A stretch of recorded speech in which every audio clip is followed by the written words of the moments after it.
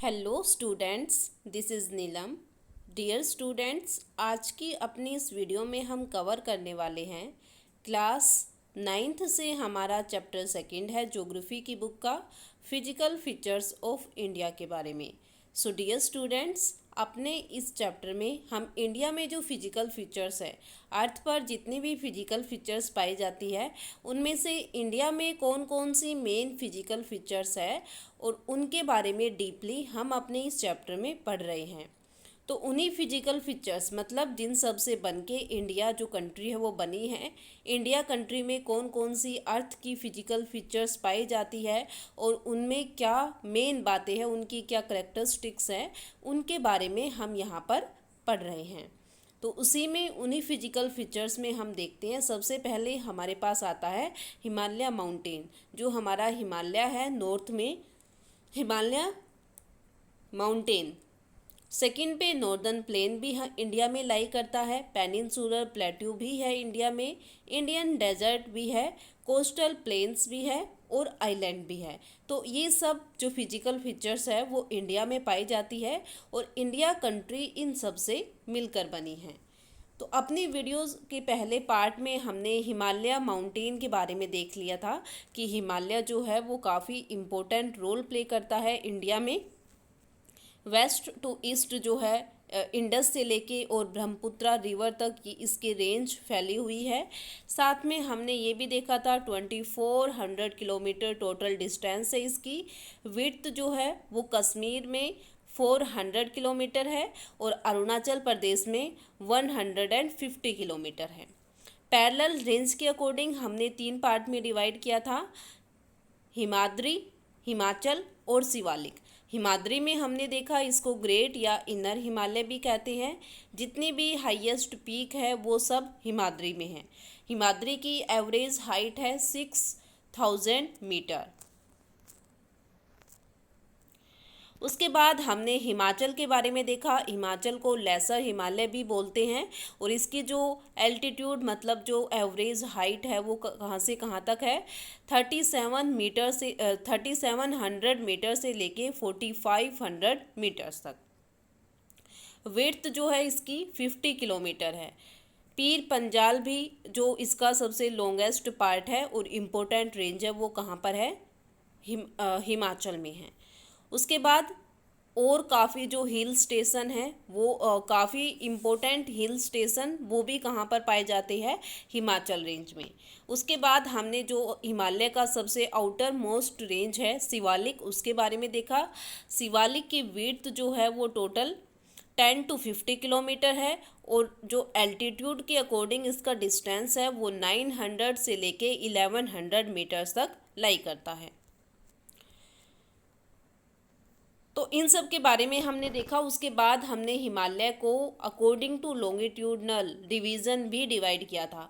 मतलब waste to east direction के according अगर देखें तो हिमालय को 4 इम्पोर्टेंट पार्ट में डिवाइड किया जाता है।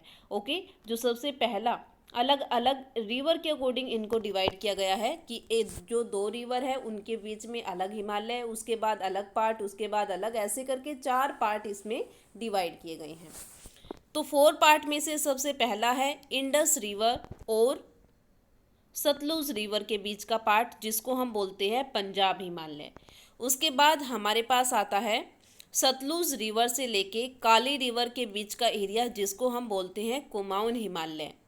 उसके बाद रिवर काली से लेके और रिवर तीस्ता के बीच में जो हिमालय आता है उसको बोलते हैं नेपाल हिमालय।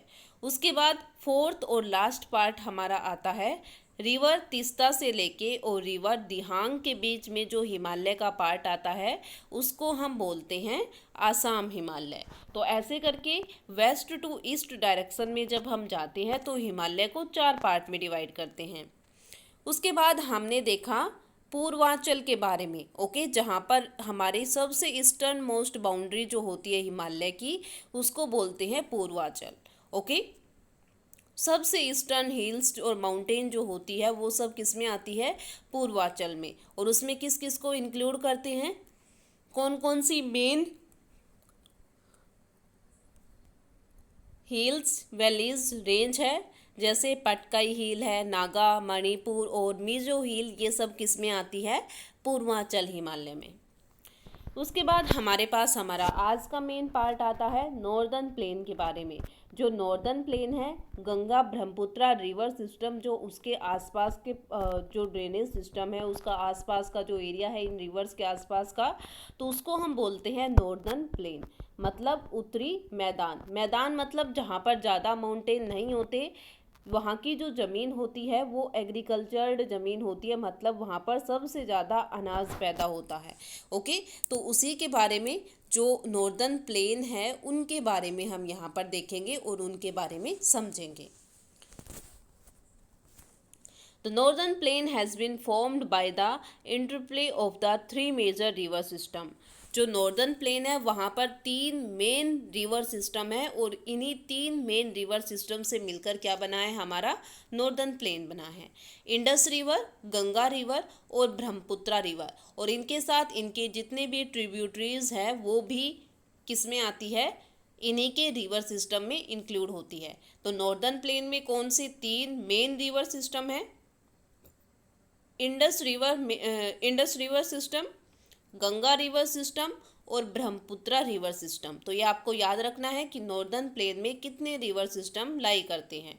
तो 3 रिवर सिस्टम यहाँ पर लाई करते हैं। This plain is form to alluvial soil. ये जो प्लेन है, ये जो मैदान होता है वो किससे बना है? एलुवियल सोइल से, मतलब बहुत ज़्यादा उपजाऊ मिट्टी यहाँ पर पाई जाती है। The deposition of alluvium in a vast basin laying at the foothill of the Himalaya over millions of years formed that fertile plain. Okay, काफ़ी मिलियंस ऑफ ईयर, ये नहीं है कि ये जो एरिया है जो नॉर्दर्न प्लेन है जहाँ पर बहुत ज़्यादा एलुवियल सोइल पाई जाती है वो कुछ ही देर में बन गया। इसको बनने में मिलियंस ऑफ ईयर लगे हैं। हिमालय से मिट्टी, जो एलुवियल मिट्टी होती है, वो बह के नदियों के साथ और फिर नदियों के किनारे वो जमा हो जाती है और फिर वो मिट्टी बन के और उससे क्या फॉर्म्ड हुआ है? हमारा नॉर्दर्न प्लेन फॉर्म्ड हुआ है। तो ऐसे करके इसको बनने में मिलियंस ऑफ ईयर लगे हैं, जल्दी से नहीं बना है, और इसलिए ये काफ़ी ज़्यादा फर्टाइल भी है। It spread over an area of 7 lakh square kilometre. Okay, total area कितना है? 7 लाख स्क्वेयर किलोमीटर का है। तो आपको अगर पूछे कि नॉर्दर्न प्लेन में टोटल कितना एरिया लाई करता है, तो ये एरिया है over an area of 7 lakh square kilometre. The plain being about 2400 km long and 240 to 320 km broad, it is densely populated. Physiographic division, तो जो टोटल लेंथ है इसकी वो कितनी है? 2400 किलोमीटर। ओके, टोटल लेंथ कितनी है इस नॉर्दर्न प्लेन की? 2400 किलोमीटर है। और ब्रॉड, चौड़ा कितना है, फैला कितना हुआ है? 240 से लेके 320 किलोमीटर ये चौड़ा भी है, ब्रॉड भी है। और पॉपुलेशन का सबसे ज़्यादा जो पार्ट है वो इसी प्लेन एरिया, मतलब जो नॉर्दर्न प्लेन है वहाँ पर रहता है। हाईली डेंस एरिया होता है ये। With a rich soil cover combined with adequate water supply and favorable climate, it is agriculture is productive part of India. क्योंकि यहाँ पर वाटर सप्लाई काफ़ी ज़्यादा है, रिवर्स भी है, ट्रिब्यूटरीज भी है, और यहाँ का क्लाइमेट भी काफ़ी ज़्यादा फेवरेबल होता है, सही होता है, जिसकी वजह से इस पार्ट पर इंडिया में सबसे ज़्यादा एग्रीकल्चर प्रोडक्टिविटी की जाती है। प्रोडक्शन जो होता है, एग्रीकल्चर प्रोडक्शन, वो कहाँ पर होता है? सबसे ज़्यादा नॉर्दर्न प्लेन में होता है। और रीज़न क्या है? क्योंकि एक तो वहाँ पर एलुवियल सोइल है, फर्टाइल सोइल है, सेकंड वाटर फैसिलिटी, जो वाटर सप्लाई है वो भी काफ़ी ज़्यादा है, और थर्ड वहाँ पर क्लाइमेट जो होता है वो काफ़ी फेवरेबल क्लाइमेट होता है। ओके, तो ऐसे करके जो हमारा नॉर्दर्न प्लेन है वो काफ़ी ज़्यादा इम्पोर्टेंट है, और यहाँ पर एग्रीकल्चर एक्टिविटी जो है वो सबसे मेन पार्ट है। तो यहाँ पर देखो, आपको इस पिक्चर में शो कर रखा है कि कैसे जो नॉर्दर्न प्लेन है वो कैसे यहाँ पर एग्रीकल्चर एक्टिविटी सबसे ज़्यादा होती है। प्लेन्स जो होते हैं ऐसे दूर दूर तक हमें ओनली ऑन मैदान ही दिखाई देते हैं, माउंटेन्स यहाँ पर बहुत कम होते हैं। The river coming from northern mountain are involved in deposition work. जो डिपोजिशन का काम होता है, मतलब अपने साथ जो रिवर्स होती है वो माउंटेन एरिया से आती है, और अपने साथ जो भी मिट्टी, फर्टाइल चीज़ें जो भी डिपोजिशन होता है, जो अपने साथ वो बहा के लेके आती है, उनको डिपॉजिट कर देती है इन एरियाज में. In the lower course due to gentle slope the velocity of river decrease which result in formation of riverine island. और इसी की वजह से, क्योंकि माउंटेन से अगर मान लो कोई रिवर है और वो पहाड़ों पर से आती है, माउंटेन्स पर से, हिल पर से आती है, तो उनकी जो स्पीड होती है वो काफ़ी ज़्यादा होती है. और जैसे ही वो मैदान में आती है, मतलब एक बिल्कुल प्लेन एरिया, यहाँ पर कोई माउंटेन्स नहीं है,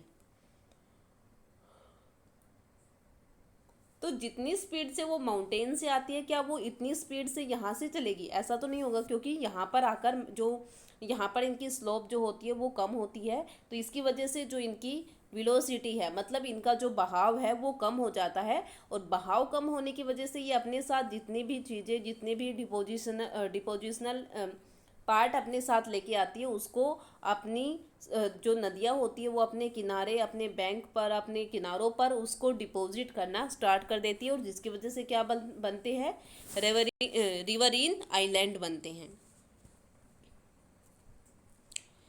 डू यू नो में आपको दे रखा है, Majuli in the Brahmaputra river is the largest inhabited riverine island in the world. World का सबसे बड़ा रिवरीन, जो वर्ल्ड का सबसे बड़ा, वर्ल्ड में सबसे बड़ा नदियों के द्वारा बनाया हुआ आइलैंड कौन सा है? तो वो कौन सा है? मजुली है. और कौन सी रिवर बनाती है उसको? ब्रह्मपुत्र रिवर बनाती है.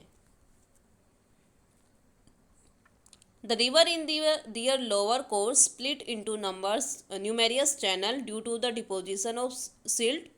These channels are known as distributaries. तो जैसे ट्रिब्यूटरीज होती है, ऐसे डिस्ट्रीब्यूटरीज भी होती है. तो यहाँ पर आपको डिफरेंस पता होना चाहिए कि ट्रिब्यूटरीज कौन सी होती है और डिस्ट्रीब्यूटरीज कौन सी होती है.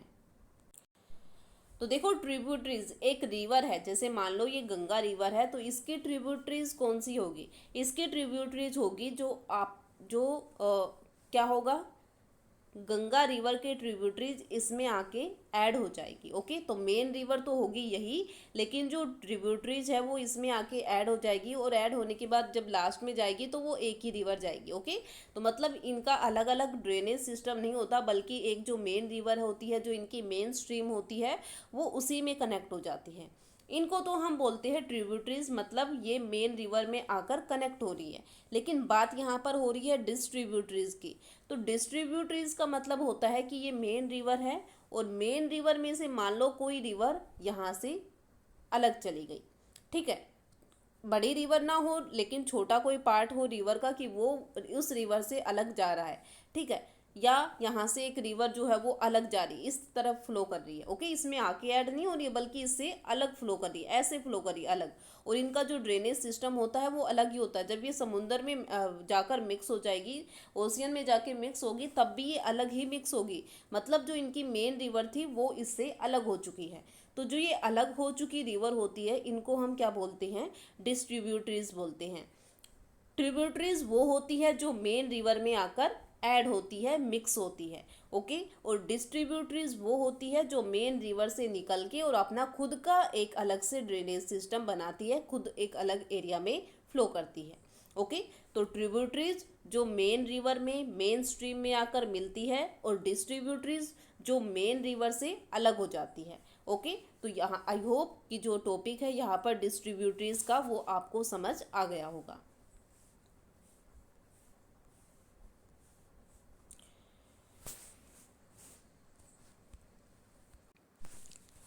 उसके बाद हमारे पास नेक्स्ट आता है, the northern plain is broadly divided into 3 section. जो नॉर्दर्न प्लेन है, जो हमारा उत्तरी मैदान है, उसको हम कितने पार्ट में डिवाइड करते हैं? 3 पार्ट में. The western part of the northern plain is refer to as the Punjab plain. ठीक है, जो वेस्टर्न पार्ट है उसको हम क्या बोलते हैं? मतलब उसी नॉर्दर्न पार्ट का, जो नॉर्दर्न प्लेन है, उसी का वेस्टर्न पार्ट जो है उसको हम क्या बोलते हैं? पंजाब प्लेन बोलते हैं. ठीक है, पंजाब प्लेन्स बोलते हैं. Formed by the Indus and its tributaries. और किससे बनता है? Indus river. और इंडस रिवर की जितनी भी ट्रिब्यूटरीज है, वो जो एरिया बनाएगी, वो जो प्लेन एरिया बनाएगी, उसको हम कौन सा एरिया बोलेंगे? पंजाब प्लेन बोलेंगे. उसके बाद the larger part of this plain lie in the Pakistan. और इस पार्ट का, ठीक है, जो जिसको हम पंजाब प्लेन बोलते हैं, उसका मोस्टली पार्ट कहाँ पर है? पाकिस्तान में है। The Indus and its tributaries the Jhelum, the Chenab, the Ravi, the Beas and the Sutlej originate in the Himalaya. मतलब जो इंडस रिवर है और इंडस रिवर की जितने भी ट्रिब्यूटरीज है, ये कहाँ से ऑर्गेनेट मतलब कहाँ से निकलती है, कहाँ से स्टार्ट होती है? तो यहाँ पर देखो आपको इंडस रिवर दे रखी है और इंडस रिवर की ट्रिब्यूटरीज भी दे रखी है। ओके, तो ये देखो आपके पास एक अलग से क्वेश्चन बन गया कि इंडस रिवर की ट्रिब्यूटरीज कौन सी है, तो आप लिख सकते हो इसलिए यहाँ से कहाँ से ऑर्गेनेट होती है, कहाँ से स्टार्ट होती है, तो ये हिमालय से स्टार्ट होती है। ओके, तो ऐसे करके आप इंडस और उसकी ट्रिब्यूटरीज के बारे में यहाँ से लिख सकते हो। This section of the plain is dominated by the Doab, और इस सेक्शन को हम कैसे किस नाम से जानते हैं? दोआब से। तो दोआब देखो आपको डू यू नो में दे रखा है। दोआब का मतलब क्या होता है? दोआब का मतलब होता है is made up to word, डू मीनिंग टू एंड आब मतलब वाटर। मतलब जो दो वर्ड इसमें मिले हैं, डी ओ डू और ए बी आब, ठीक है। डू का मतलब होता है टू मतलब दो और आब का मतलब होता है water. Similarly Punjab is also made up to word, पांच मीनिंग फाइव, आब मतलब वाटर। पंजाब भी ऐसे ही दो चीज़ों से मिलकर बना है। एक तो पंच का मतलब होता है पांच और आब का मतलब होता है वाटर। मतलब वहाँ जहाँ पर पांच वाटर बॉडीज़ है, पांच मेन रिवर्स है, तो पंजाब में है वो। की तो ऐसे करके इसको दोआब भी हम बोलते हैं। उसके बाद हमारे पास दे रखा है the Ganga plain extend between Ghaggar and the Teesta river. तो अब हमारे पास एक तो कौन सा आ गया सेक्शन, कौन सा पार्ट आ गया? फर्स्ट पार्ट तो जो सबसे वेस्टर्न पार्ट है वो तो पंजाब का आ गया, इसका मोस्टली पार्ट पाकिस्तान में है और इंडस और उसकी जो ट्रिब्यूटरीज है वो इस प्लेन एरिया को बनाती है। उसके बाद हमारे पास सेकंड आता है the Ganga plain. Ganga plain क्या है? कहाँ से कौन सी रिवर से लेके कहाँ तक है? घग्गर रिवर से लेके और तीस्ता रिवर के बीच का जितना भी एरिया है वो किस में इंक्लूड होगा? गंगा प्लेन में होगा। It spread over the state of north India, Haryana, Delhi, Uttar Pradesh, Bihar, partly Jharkhand and West Bengal to its east, particularly in Assam lie the Brahmaputra plain. उसके बाद देखो हमारे पास यहाँ पर दे रखा है कि गंगा जो प्लेन है उसमें कौन कौन से पार्ट आते हैं। तो गंगा प्लेन में हमारे पास आता है नॉर्थ इंडिया का पार्ट, हरियाणा, दिल्ली, उत्तर प्रदेश, बिहार और झारखंड, ठीक है। वेस्ट बंगाल वो भी ईस्ट साइड से। तो ये सब हमारा किस में आता है? गंगा प्लेन में आता है। और उसके बाद जो हमारा मोस्टली ब्रह्मपुत्रा में आता है वो आसाम जो है, आसाम जो हमारा स्टेट है वो पूरा किस में आता है? वहाँ पर जो एरिया पाया जाता है, जो प्लेन एरिया है वो आता है ब्रह्मपुत्रा प्लेन में। तो ऐसे करके हमारे पास तीन पार्ट हो जाते हैं, पंजाब प्लेन या उसको हम इंडस रिवर के अकॉर्डिंग इंडस प्लेन भी बोल सकते हैं, second Ganga plain, third Brahmaputra plain. Ganga plain में घग्गर रिवर से तीस्ता रिवर तक स्टेट हमें दे रखे हैं। उसके बाद ब्रह्मपुत्रा प्लेन में आता है Assam. Next, the northern plain are generally described as flat land with no variation in its relief. मतलब जो नॉर्दर्न प्लेन होता है वो बिल्कुल फ्लैट होता है, उसके ऊपर कोई वेरिएशन, उसके ऊपर कोई रुकावट, मतलब ऐसा नहीं होता कि कहीं पे बहुत ऊंचे ऊंचे पहाड़ है, माउंटेन्स है, तो ऐसा वहाँ पर नहीं होता। It is not true. लेकिन कई एक लेवल तक देखें जो हम ये बात मान के चलते हैं ये नहीं भी हो। देखो आपने देखा होगा कि हमारे आसपास भी काफ़ी ज़्यादा हिल्स होते हैं, छोटे छोटे ही सही, अगर और आप दूर में देखो तो कहीं ना कहीं आपको माउंटेन्स जो है वो या जो हिल्स है, पहाड़ियाँ जो है वो देखने को मिल जाएगी। These vast plain also have diverse relief feature. According to the variation in relief features, the northern plain can be divided into 4 region. तो जो वेरिएशन के अकॉर्डिंग जो रिलीफ फीचर्स है उसके अकॉर्डिंग नॉर्दर्न प्लेन को हम 4 रीजन में divide करते हैं। The river after descending from the mountain deposit pebbles in a narrow belt of about 8 to 16 kilometre in width lying parallel to the slope of the Shivalik. मतलब जैसे ही हिमालय का part जो शिवालिक है उससे नीचे स्लोप में आते हैं तो वहाँ पर जो 8 से 16 किलोमीटर का पार्ट होता है सबसे पहले वहाँ का पार्ट इंक्लूड किया जाता है, क्योंकि रिवर जो होती है वो एकदम से माउंटेन से आती है और एक माउंटेन से आने के बाद वो एकदम से प्लेन एरिया में आकर फ्लो करती है, तो जिसकी वजह से उनकी स्पीड कम हो जाती है। और स्पीड कम हो जाती है तो वो अपने साथ जितने भी डिपॉजिट पीपेबल लेके आती है उनको वो डिपॉजिट करना स्टार्ट कर देती है, और उसी की वजह से उस डिपोजिशन की वजह से उनकी जो वहाँ पर मेन पार्ट मतलब जो फॉर्मेशन होता है वो आता है फर्स्ट पार्ट में। It known as the Bhabar. और जो वहाँ पर एरिया होगा, ठीक है, वहाँ पर उस एरिया या जो वो सोइल होगी या वो जो डिपॉजिट पार्ट होगा उसको हम क्या बोलेंगे, भाबर बोलेंगे। ओके, तो भाबर का जो एरिया होता है वो कितना होता है, 8 to 16 kilometre in the width length parallel to the slope of the Shivalik. Okay, तो ये भाबर का पार्ट होता है, क्योंकि रिवर्स जो होती है माउंटेन से और प्लेन एरिया में एंटर करती है, जिसकी वजह से उनकी स्पीड कम हो जाती है, और स्पीड कम होने की वजह से वो अपने साथ लेके आई हुई चीज़ों को डिपॉजिट करना स्टार्ट कर देती है, और उसकी वजह से जो एरिया बनता है, जो वहाँ पर पार्ट है, उसको हम बोलते हैं Bhabar. All the stream disappear in the Bhabar belt. South of this belt the stream and river re emerge and create a wet swampy and marshy region known as Terai.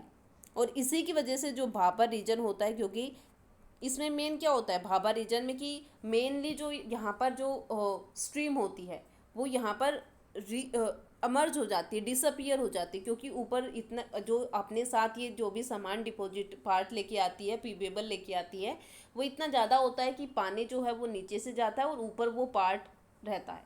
Okay, जैसे यहाँ से रिवर एंटर करी, यहाँ पे इतना ज़्यादा part होता है या अपने साथ जो चीज़ें वो बहा के लेके आती है, तो उसकी वजह से कुछ टाइम के लिए वो बिल्कुल ऐसी हो जाती है कि यहाँ पर कोई रिवर है ही नहीं।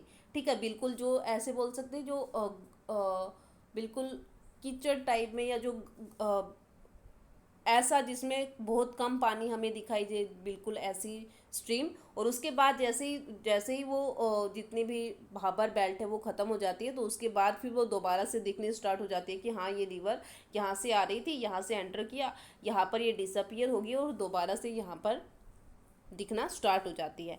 तो इसकी वजह से जो जोन बनता है उसको हम बोलते हैं Terai zone. This was thickly forested region fully of wild life. और इसकी वजह से जो एरिया बनता है, जो तराई जोन होता है, उसको क्या बोलते हैं, वो कैसा होता है कि थिकली फॉरेस्टेड, बहुत ज़्यादा पेड़ पौधे फॉरेस्ट वाला एरिया होता है और काफ़ी ज़्यादा वाइल्ड लाइफ भी पाई जाती है। The forest have been cleared to create agriculture land and so settle migrant from Pakistan after partition. तो ये जो एरिया था जहाँ पर फॉरेस्ट थे, तो उसको एग्रीकल्चर के लिए बिल्कुल साफ़ किया गया, ताकि पाकिस्तान से जितने भी माइग्रेंट इंडिया में आए हैं पार्टीशन के टाइम पे, तो उनको यहाँ पर सेटल किया जा सके। Locate Dudhwa National Park in this region. और जो दुधवा नेशनल पार्क, दुधावा नहीं, दुधवा नेशनल पार्क जो है वो भी कहाँ पर है, वो इसी तराई जोन में लाई करता है, Dudhwa national park. The largest part of northern plain is formed of older alluvium। जो नॉर्दर्न प्लेन है उसका लार्जेस्ट पार्ट ओल्डर एलुमियम से बना होता है, मतलब जो पुरानी मिट्टी है उससे मिलकर बना है। It lie above the flood plain of the river and present a terrace like features. This part is known as Bhangar. Okay, अभी हमने किसके बारे में पढ़ा था, पहले भाबर के बारे में। और भाबर मतलब वो एरिया, भाबर में क्या, भाबर में तो जैसे माउंटेन से रिवर आती है एकदम से प्लेन एरिया में आती है, फ्लो करती है। यहाँ पर जो रीजन बनेगा उसको तो हम क्या बोलेंगे, Bhabar region. Okay, Bhabar belt होगी। क्यों, क्योंकि रिवर्स अपने साथ जो चीज़ें बहा के लेके आती है, जो एलुवियम या जो एलुवियम चीज़ें अपने साथ बहा के लेके आती है, उसको यहाँ पर डिपॉजिट कर देती है। ओके, फिर क्या होता है, ये बिल्कुल न्यू होती है। ओके, काफ़ी ज़्यादा लंबे टाइम, ओल्ड नहीं होती है, न्यू होती है, क्योंकि रिवर्स यहाँ पर डायरेक्ट आती है, तो यहाँ से फ्लो के साथ साथ ये आगे भी जाता रहता है। लेकिन अगर आगे के एरिया के बारे में माने तो यहाँ पर तो क्या होता है, ये वाला पार्ट आ ही नहीं पाता। ओके, ये जब बिल्कुल पुराना हो जाता है, बिल्कुल ओल्ड हो जाता है, तब ये आगे आता है। तो ये जो पार्ट है वो ओल्ड एलुवियम से मिलकर बना है, इसलिए इसको हम क्या बोलते हैं, भंगर बोलते हैं। ओके, तो याद रखना है, जो भागर है वो भाबर है वो अलग है, और जो भंगर है वो ओल्ड है। ओके, जो भाबर है वो न्यू और जो भंगर है वो old. The soil in this region contain calcareous deposit locally known as kankar. इसमें जो डिपॉजिट पाए जाते हैं इस सोइल में, जो भंगर की सोइल होती है उसमें जिस टाइप के डिपॉजिट पाए जाते हैं उनको क्या बोलते हैं? कंकर बोलते हैं। ठीक है, कंकर। कंकर आपने देखे होंगे ना, कंकर नाम सुना होगा, तो वही। The newer younger deposit of the flood plain are called Khadar. Flood plain आते हैं, ठीक है, जहाँ पर बहुत ज़्यादा बाढ़ आती है। बाढ़ आने की वजह से भी क्या होता है कि बाढ़ अपने साथ भी काफ़ी चीज़ें बहाकर लेके आती है ना, और उनको आसपास के एरिया में जब वो कम होती है तो डिपॉजिट कर देती है। तो उसकी वजह से जो एरिया बनता है, जो यंगर मतलब बिल्कुल यंग, वो तो बिल्कुल फ्लड आएगी अपने साथ लेके बहा के लेके आएगी एलुवियम सोइल को, और उसको जैसे ही वो धीरे धीरे कम होगी तो उसका जो पार्ट होगा, जो डिपॉजिट होगा, वो अपने उसको डिपॉजिट कर देगी। तो वो तो बिल्कुल न्यू ही है, तो सबसे ज़्यादा यंगर है, और उसको हम क्या बोलते हैं? खादर बोलते हैं। They are renewed almost every year and so are fertile. क्योंकि फ्लड प्लेन है जहाँ पर बहुत ज़्यादा बाढ़ आती है, और बाढ़ तो आपको पता है लगभग हर साल आ जाती है, जिसकी वजह से ये हमेशा हर साल रिन्यू हो जाती है, और इसकी वजह से काफ़ी ज़्यादा फर्टाइल भी है, बहुत ज़्यादा उपजाऊ भी है। दस आइडल फॉर इंसेंटिव एग्रीकल्चर, और इंसेंटिव एग्रीकल्चर यहाँ पर सबसे ज़्यादा होता है। तो ये था हमारे पास खादर के बारे में। ओके, तो आज का पार्ट हमारा था नॉर्दर्न प्लेन का। नेक्स्ट वीडियो के पार्ट में हम पेनिनसुलर प्लेट्यू के बारे में डिस्कस करेंगे। तो नॉर्दर्न प्लेन में हमने जो मेन पार्ट पढ़ा वो था हमारा, नॉर्दर्न प्लेन को हम कितने पार्ट में डिवाइड करते हैं, नॉर्दर्न प्लेन में नॉर्दर्न प्लेन कैसे बना है, कौन कौन सी टाइप की एलुवियम सोइल उसमें इंक्लूड होती है, ये ओल्ड कौन सा है, न्यू कौन सा है, और काफ़ी ज़्यादा मतलब जो हर साल रिन्यू होता रहता है उसका क्या नाम है, उस रीजन का क्या नाम है। तो ये था हमारा नॉर्दर्न प्लेन का मेन पार्ट, जिसको हमने अपनी इस वीडियो के पार्ट में कवर किया है। नेक्स्ट पार्ट में हम पेनिनसुलर प्लेट्यू के बारे में देखेंगे। तो इस टॉपिक से रिलेटेड जो आपका मेन पार्ट बनता है, यहाँ पर जो आपको मेन इम्पोर्टेंट पार्ट है, यहाँ पर देखो आपको इंडस रिवर की ट्रिब्यूटरीज दे रखी है। ओके, इंडस रिवर जो है उसकी ट्रिब्यूटरीज दे रखी है, लेकिन गंगा रिवर और ब्रह्मपुत्रा रिवर की ट्रिब्यूटरीज आपको नहीं दे रखी है। तो आपको गंगा रिवर की और ब्रह्मपुत्रा रिवर की ट्रिब्यूटरीज के बारे में सर्च करना है और उसको अपने नोटबुक में लिखना है। साथ ही आपको गंगा और ब्रह्मपुत्रा प्लेन में पाए जाने वाला सबसे इम्पोर्टेंट पार्ट, सबसे इम्पोर्टेंट डेल्टा जो गंगा रिवर और ब्रह्मपुत्रा रिवर एक साथ बनाती है, डेल्टा का नाम है सुंदरवन डेल्टा। सुंदरवन डेल्टा के बारे में सर्च करोगे और उसके बारे में लिखोगे। ओके, कोई भी 5 पॉइंट आप सुंदरवन डेल्टा के बारे में लिखोगे, जो गंगा और ब्रह्मपुत्रा रिवर दोनों मिलकर बनाती है, और साथ में गंगा रिवर की ट्रिब्यूटरीज कौन सी है और ब्रह्मपुत्रा रिवर की ट्रिब्यूटरीज कौन सी है। तो ये पार्ट भी आप अपनी नोटबुक में लिखोगे। ओके, तो ये था हमारी वीडियो का आज का पार्ट। आई होप जो पार्ट हमने इसमें कवर किया है वो आपको अच्छे से समझ आ गया होगा। अगर इसमें कोई भी प्रॉब्लम है तो आप मुझे बता सकते हो। वीडियो कैसी लगी इसके बारे में आप कमेंट में मुझे बता सकते हो। Okay, thank you.